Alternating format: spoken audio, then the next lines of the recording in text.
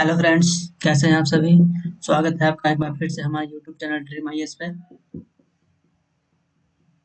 आज हम डिस्कस करेंगे बजट 2021-22 का, क्योंकि पिछले पिछले वीडियो में हमने 2020 19 20 20-21 का हमने बजट डिस्कस किया था। तो आज नई वाली न्यू जो बजट आई है फरवरी को आई थी, तो उसका आज हम डिस्कस करेंगे।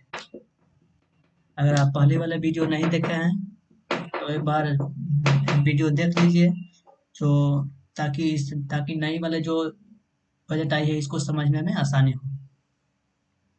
डिस्क्रिप्शन में लिंक दिया हुआ है, वहाँ से आप 19-20 20-21 का बजट देख सकते हैं। कोशिश करें कि वहाँ से एक बार वीडियो देख लीजिए, उसके बाद यहाँ से ये वाला वीडियो देखिए, इससे समझ में बेहतर आएगा। चलिए स्टार्ट करते हैं।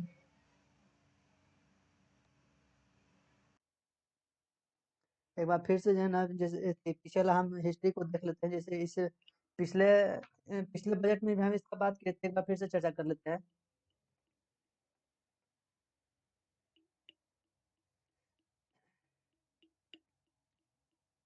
भारत में सबसे पहले 18 फरवरी 1860 को बजट प्रस्तुत किया था। ये स्वतंत्र भारत के पहले वित्त मंत्री सन्मुख चेट्टी के द्वारा बजट पेश किया गया था। जो 26 नवंबर 1947 को, यानी स्वतंत्र भारत के पहले वित्त मंत्री कौन थे? सन्मुख चेट्टी, जिनके द्वारा बजट पेश किया गया था। सबसे ज्यादा बजट मोरारजी देसाई ने पेश किए हैं 10 बार, और इनके अलावा पी चिदम्बरम 9 बार और प्रणब मुखर्जी 8 बार पेश किए हैं। इसके इसी तरह और भी वित्त मंत्री बजट पेश किए।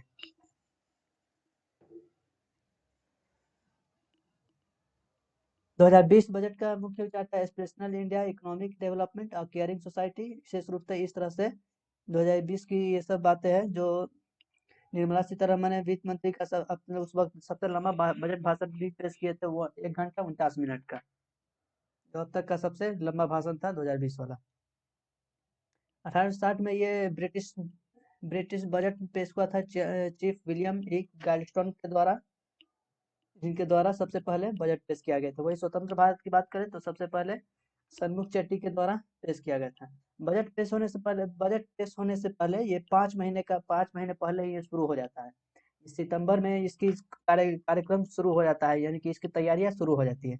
सभी मंत्रालयों में, विभागों से उसके खर्चों का ब्यौरा मांगा जाता है कि किस तरह का जो है ना, आपको कितना खर्च करने के लिए आपके पास आपको कितना बजट चाहिए, कितना पैसा चाहिए। यही सभी मंत्रालय से, यानी जो जो विभाग काम करती है सरकार के अंदर, वो सारे सारे लोगों से एक ब्यौरा मांगा जाता है कि आपको इस बार नए साल में, इस बार जो नए बजट है उसमें आपको खर्च करने के लिए कितना पैसा चाहिए। वित्त मंत्रालय फिर तय करता है कि किसे कितना फंड दिया जाना चाहिए। इसी तरह बजट पेश होने से पहले एक हफ्ते पहले वित्त में सभी हलवा सेरेमनी होता है, उसको नॉर्थ ब्लॉक के अंदर सभी को रखा जाता है, बिना एकदम सिक्योरिटी के तहत। उसका मोबाइल फोन एकदम जब्त कर लिया जाता है। एक सप्ताह तक किसी को बाहर नहीं जाने दिया जाता है, ताकि ताकि ये इंफॉर्मेशन सब लीक ना हो। राष्ट्रपति की मंजूरी मिलने के बाद संसद दोनों सदनों में बजट पेश करती है।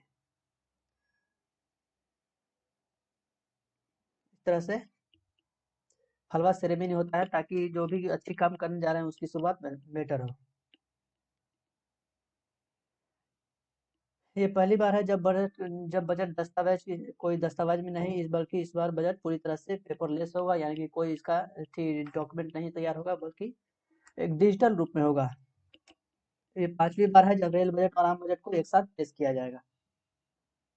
सबसे पहले थी इस तरह से था, एक लेदर बॉक्स में था, फिर उसके बाद इस तरह से बजट पेश हुआ, और इस बार 2021-22 में डिजिटल पे बजट पेश हुआ है, यानी कि एक टैब में इसको जो है ना कवर किया गया है।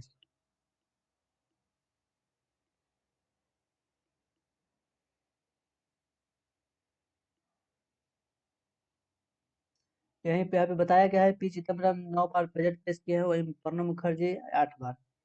इसके अलावा मोरारजी देसाई सबसे ज्यादा बार बजट पेश किए हैं, 10 बार। इंदिरा गांधी फर्स्ट वुमेन थी जिन्होंने जिन्होंने बजट को पेश किया था,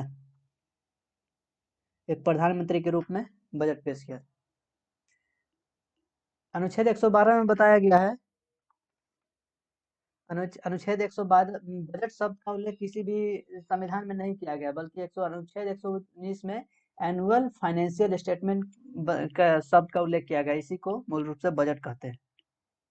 वहीं फाइनेंस बिल 206 आर्टिकल अनुच्छेद 256 के तहत इसमें कहा जाता है कि सरकार को सरकार जो है अनुच्छेद 265 में कहा गया है कि अनुच्छेद सरकार टैक्स लगा करके पैसा कमाएगी।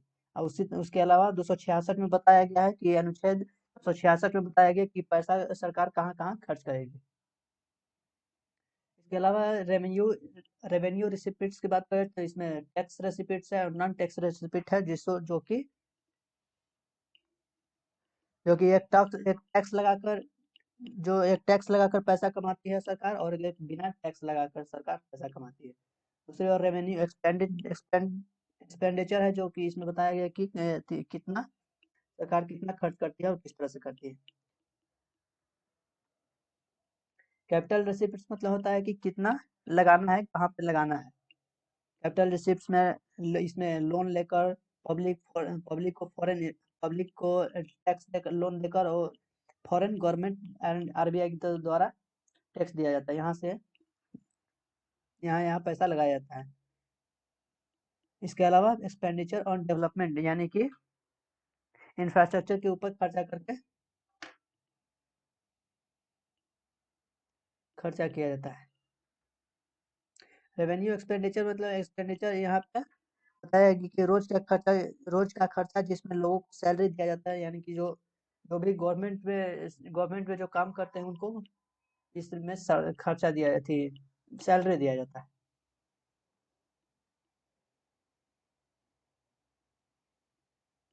इस बार 2021 का बजट 6 पिलर पे डेवलप है। इसी के आधार पर पूरे 1 साल तक सरकार इस पे काम करेगी। इस तरह से इसके अकॉर्डिंग आगे बढ़ते जाएगी।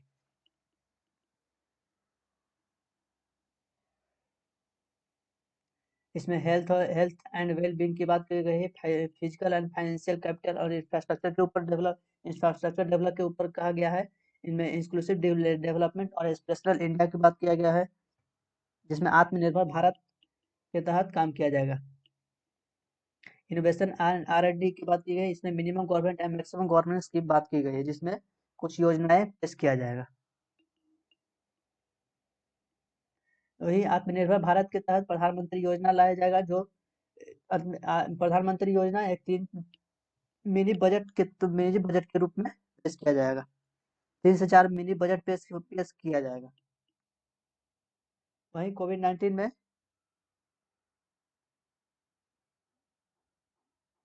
जीडीपी का 13% कोविड-19 सपोर्ट के लिए 27.1 लाख करोड़ दिया जाएगा।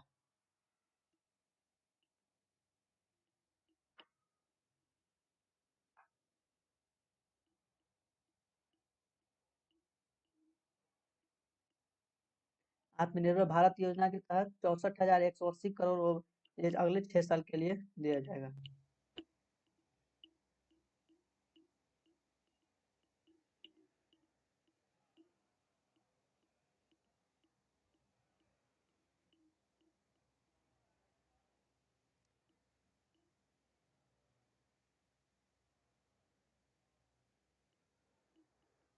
इसमें बताया गया है कि आत्मनिर्भर भारत डबल डबल करेगा प्लस में फार्म इनकम को और स्ट्रॉन्ग इंफ्रास्ट्रक्चर को डेवलप करेगा।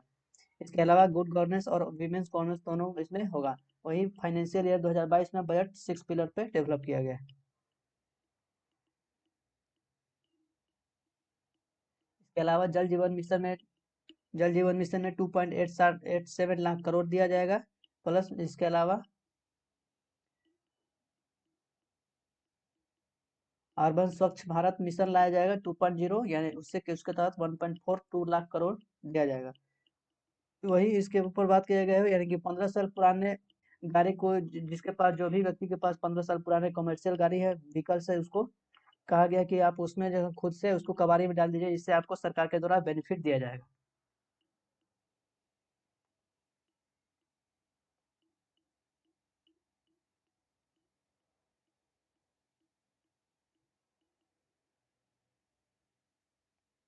इसके अलावा NIP की बात की गई है, जिसमें नेशनल इंफ्रास्ट्रक्चर पाइपलाइन के ऊपर खर्च किया जाएगा 7400 प्रोजेक्ट। इसके तहत 1.1 लाख करोड़ खर्च किया जाएगा। नेशनल इंफ्रास्ट्रक्चर प्रोजेक्ट, इसमें स्टैंडर्ड ऑफ लिविंग को इम्प्रूव करने के लिए बोला गया है।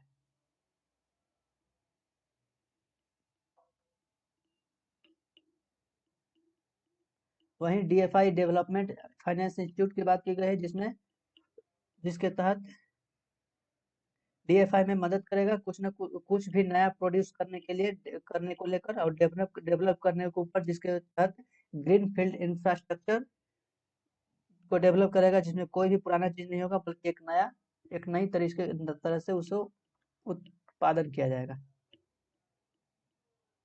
इसके अलावा फाइनेंशियल 2021 में 21-22 में कैपिटल एक्सपेंडिचर 5.5 लाख रहा था, 5.5 लाख करोड़ था।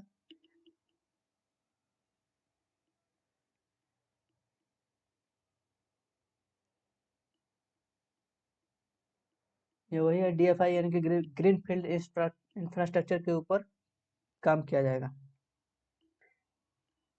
इस बजट के तहत PLI स्कीम लाने को बोला गया है, जिसमें 1.97 लाख करोड़ खर्च किया जाएगा। 13 सेक्टर में इसको मैन्युफैक्चरिंग को बढ़ाया जाएगा, 13 सेक्टर में मैन्युफैक्चरिंग को बढ़ाया जाएगा। 7 टेक्सटाइल पार्क भी खोला जाएगा, जो 3 साल के अंडर स्कीम होगा, जो मेगा इन्वेस्ट टेक्सटाइल पार्क होगा।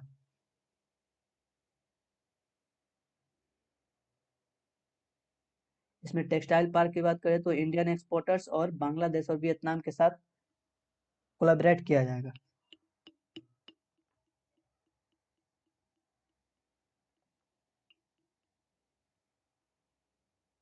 इसमें कोविड 19 वैक्सीन के ऊपर कहा गया है, जिसमें पहले हम जो बोले थे GDP का 13% कोविड 19 सपोर्ट के लिए दिया जाएगा, यानी कि 27.1 लाख करोड़ रुपया उस पर खर्चा किया जाएगा।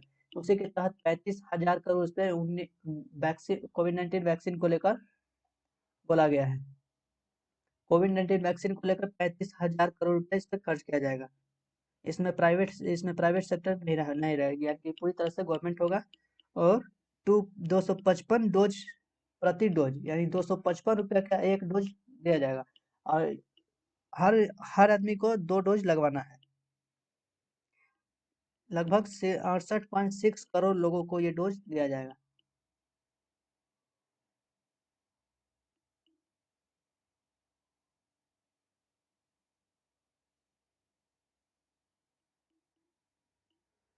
हेल्थ के ऊपर बात किया गया है, यानी कि इसमें हेल्थ के ऊपर कहा गया है 2.23 लाख करोड़ बढ़ाया जाएगा, जिसके तहत इसको 137% वृद्धि होगा, जो पिछले साल की तुलना में 137% ज्यादा होगा।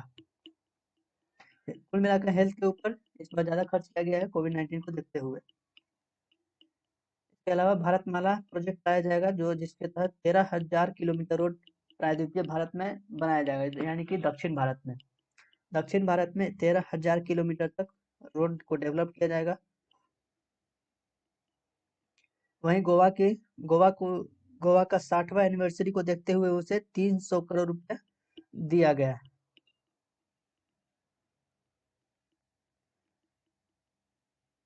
वहीं रेलवे में 1.1 लाख करोड़ दिया गया है, जिसके तहत बोला गया है कि 2023 तक 100% विद्युतीकरण रेलवे दिसंबर 2023 तक 100% रेलवे को विद्युतीकरण किया जाएगा।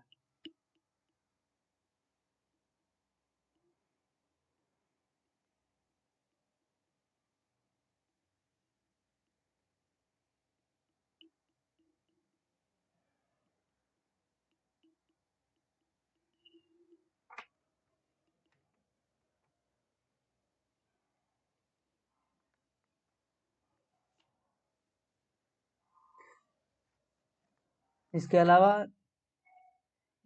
फिशिंग 5 फिशिंग हब डेवलप किया जाएगा, जिसके तहत सी विंड पार्क बनाया जाएगा तमिलनाडु में। इसके लिए 1.3 लाख करोड़ दिया गया है हाईवे प्रोजेक्ट्स के लिए। Highway projects 65,000 crore national highway projects के लिए केरला को दिया गया है। वही 25,000 crore national highway project West Bengal को दिया गया है। इसके अलावा 34,000 करोड़ असम को, 85,000 करोड़ 2022 तक खर्च किया जाएगा।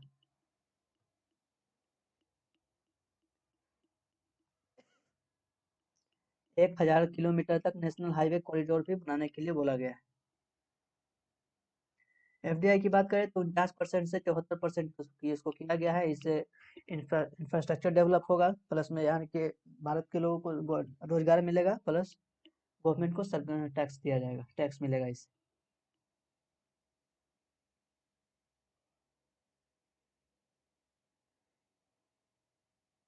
इसके अलावा नेशनल हाइड्रोजन मिशन भी लॉन्च किया गया है, जिसके तहत 2500 करोड़ रिन्यूएबल एनर्जी के लिए बोला गया है।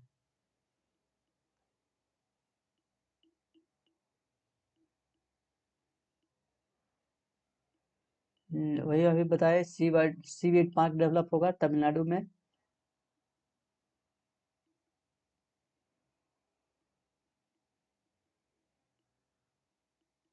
One nation one ration card लाया जाएगा 32 स्टेट और यूटी में यूनाइटेड केंद्र शासित प्रदेश में। इसके अलावा 18,000 करोड़ बस यातायात को इम्प्रूव करेगा, जो कि पूरी तरह से रिन्यूएबल एनर्जी होगा, यानी कि इलेक्ट्रिक पर होगा। डीप ओशियन मिशन के लिए बोला गया है, जो 4 साल में मिनरल जो डीप ओशियन मिशन लॉन्च किया जाएगा, जो अभी इससे पहले हम करंट अफेयर्स वाला में बात किए थे कि रक्षा मंत्री के द्वारा डीप ओशियन मिशन शुरू किया जाएगा, जो कि समुद्र के अंदर समुद्र के हिंद महासागर के अंदर जाकर खनिज का मिनरल्स का पता लगाते हैं, जिसके लिए 4,000 करोड़ रुपये दिया गया है। 4,000 करोड़ दिया गया है।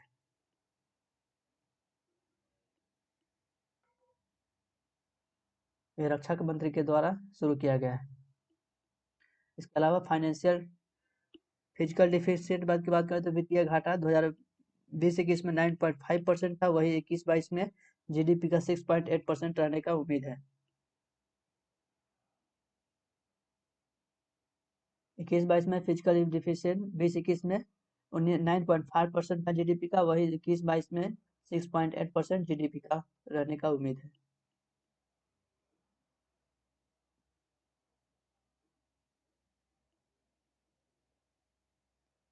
वहीं भारत की अस्मिता निधि के लिए 500 करोड़ रुपए बढ़ाकर 30,000 करोड़ रुपए की जा रही है।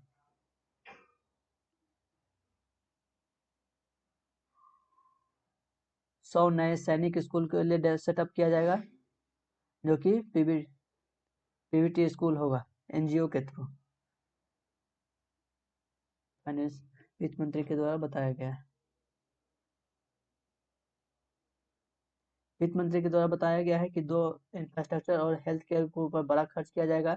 वहीं 2 फरवरी से पेट्रोल पर 2.5 रुपये, डीजल पर 4 रुपये एग्री से एक्स्ट्रा टैक्स लगेगा। इसके अलावा एक्साइज ड्यूटी घटाया जाएगा, ताकि इसका बोझ आम आदमी पर न पड़े। वहीं पीएम मोदी ने कहा कि टैक्स का कोई बोझ नहीं, बल्कि ट्रांसपेरेंट बजट है, जो जिसके ऊपर फोकस किया गया है। इससे इससे ये जाहिर होता है कि इस बार का जो बजट है वो आम इंसान के लिए नहीं, बल्कि एक देश के लिए लाया गया है।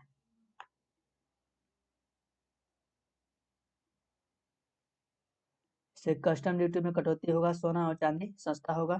छोटे शहरों में लाइट और न्यू मेट्रो ट्रेन चलाने के लिए बोला गया है। पेट्रोल पर ढाई रुपये और डीजल पर 4 रुपये एक्स्ट्रा टैक्स लगेगा। इनकम टैक्स में करने के दायरे यह विकल्प जारी किया गया है। वहीं इनकम टैक्स की बात करें तो भारत में 6.8 करोड़ भारत के लोगों के द्वारा इनकम टैक्स दिया जाता है, जो कि जीडीपी के हिसाब से बहुत कम है। इसमें 75 साल से एज वाले को इनकम टैक्स नहीं देना होगा, यानी कि उसका टैक्स जो है ना पहले ही कट जाएगा, उसको अब इसके लिए टक्कर कहीं नहीं लगाना पड़ेगा, यानी कि उसको जो टैक्स थी पेंशन जो दिया जाएगा वो पहले ही से कटा हुआ रहेगा। इसमें और बताया गया है कि डिजिटल पेमेंट को बढ़ाने के लिए 15,000 करोड़ रुपया दिया गया है, जो इसके तहत सेंट्रल यूनिवर्सिटी बनाने के लिए कहा गया है। कहाँ? लेह लद्दाख में। ये थे आज के बजट, जो यहाँ पे समाप्त हुआ। मिलते हैं नेक्स्ट वीडियो में।